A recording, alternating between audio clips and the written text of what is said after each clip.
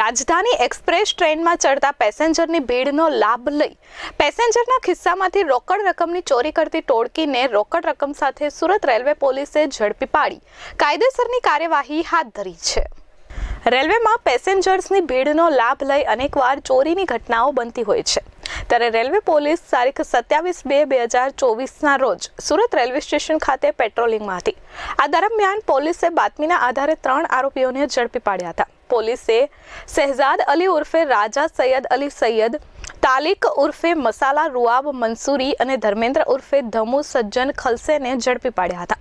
પોલીસે આરોપીઓ પાસેથી 1 લાખ રૂપિયા રોકડ કબજે કરી હતી। આરોપીઓની પૂછપરછ કરતા સામે આવ્યું હતું કે તારીખ 13/2/2024ના રોજ રેલવે સ્ટેશન પર પ્લેટફોર્મ નંબર 1 પરથી દિલ્હી તરફ જતી તેજસ રાજધાનીમાં એક પેસેન્જરના પેન્ટના ખિસ્સામાંથી રોકડની ચોરી કરી લીધી હતી। હાલ પોલીસે ત્રણેયની ધરપકડ કરી કાયદેસરની કાર્યવાહી હાથ ધરી છે। Bureau report S24 news Surat.